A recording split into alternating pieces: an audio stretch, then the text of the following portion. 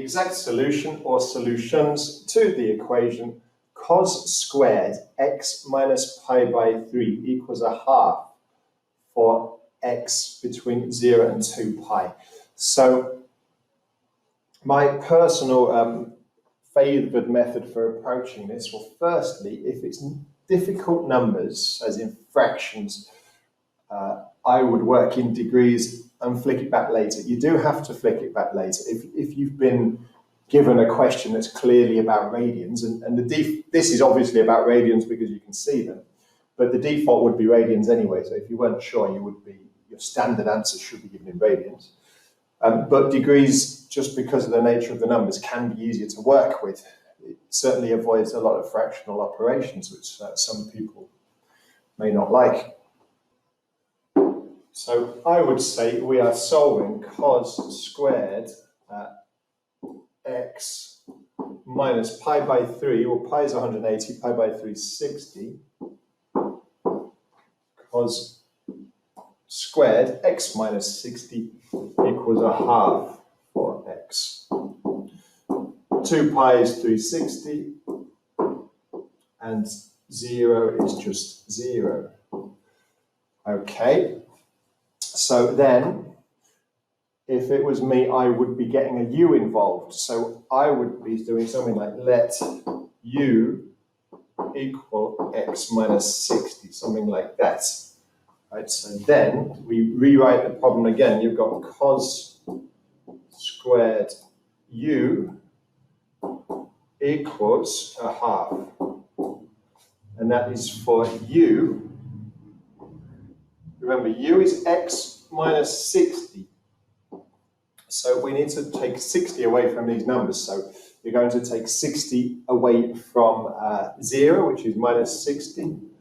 And you're going to take 60 away from 360, which is 300. And it's very important to know what these are. You have to know if an answer's within the domain of solutions or not. If it isn't, you need to disregard it. Right, so cos squared u equals a half. So now we can just square root both sides. So that would mean cos u equals, well, it's the square root of a half, which is the square root of 1 over the square root of 2, which is 1 over root 2, but it could be positive or negative. Very important we recognize that because it's going to lead to extra solutions. So we can't ignore those. Another thing you've been taught, well, I've taught you to do it with the hand method, as in to work out these exact values using a hand. And 1 over root 2, if we rationalize it, it would be a lot easier. So we can rewrite that as cos u equals plus or minus, just multiply numerator and denominator by root 2, plus or minus root 2 over 2, just like that. So then I can't show you my actual hand, but you should know that cos 45 equals root 2 over 2. So let's draw a circle here. But for root 2 over 2, sine and cos 45 both equal root 2 over 2. So we're up here, and that is where cos u, or cos angle, equals root 2 over 2. So that happens here. Remember, cos is the x coordinate, so it's also root 2 over 2 here. Root 2 over 2. And it is negative root 2 over 2. Remember, these count as solutions. It could have been plus or minus, so it's minus root 2 over 2 here. And it's minus root 2 over 2 here. So they are all potential solutions. Now we just need to decide what these angles are. Well, the first one we know is 45. Okay, so we know this angle is 45 degrees. This angle here must be 90 plus 45, which is 135 degrees. This angle here is 135. If we keep changing colors, this green angle here is going to be 180 plus 45, which is 225 degrees. And one more. the blue angle here is going to be 360 minus 45, which is 315 degrees. Okay.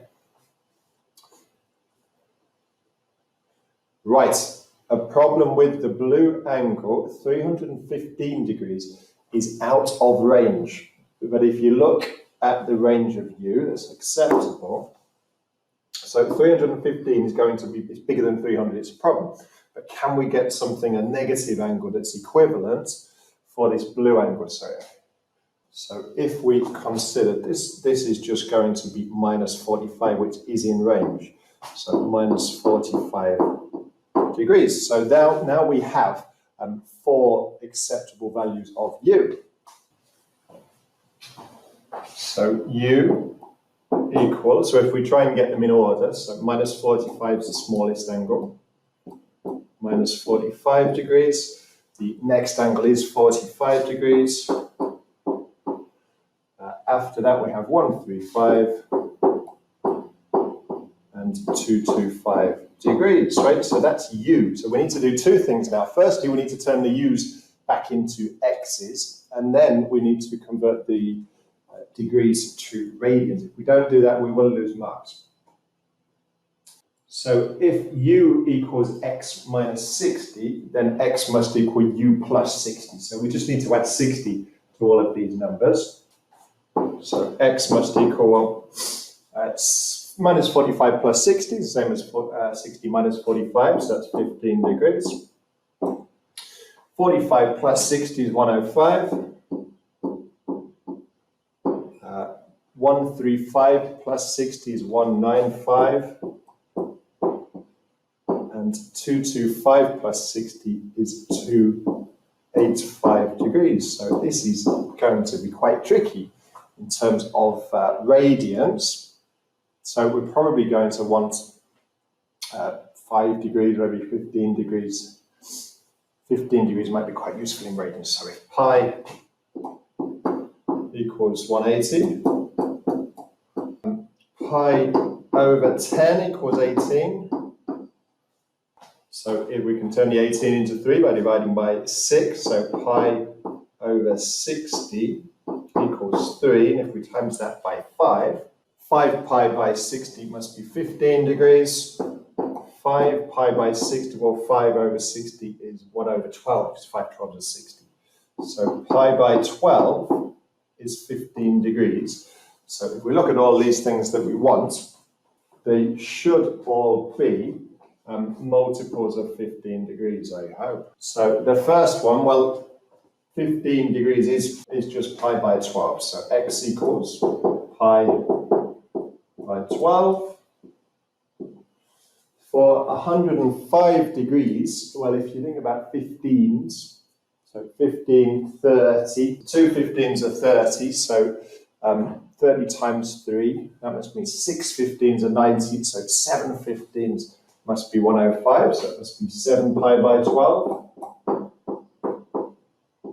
To get to 195, well, if 6 15s are 90, then 12 15s must be 180, so 13 15s must be 195, so that must be 13 pi by 12. And finally, for 285, I think I might just divide 285 by 15. So 285, we don't divide it by 15, well, we can divide it by 5 and then divide it by 3. So if we divide it by 5 and then 3, if you want to divide it by 5, you can divide it by 10 and double. So 28.5 times 2 must be 57. 57 over 3 is 19. So this must be 19 pi by 12. So to be honest, any way you can get to those is fine. Looking back now, potentially flicking to degrees and vector radians, it wasn't as quick as I hoped it would be, but certainly the beginning of the question is the way you should be tackling it. Okay, so the summary of how to do it, how I did it, I changed it to degrees, used a different variable u substitution just to make the equation simpler. Solved it, used my knowledge of exact values to find for what value of u is cos u root 2 over 2. Once you get that, draw a unit circle, find the angles in degrees within the accepted domain of solutions that make it true, and then don't forget to convert the u's back to x's and then turn the degrees back to radians. So often, until you actually get to the end, you don't know if you're using an efficient method or not, but it's certainly a method that it worked and we got to the answer.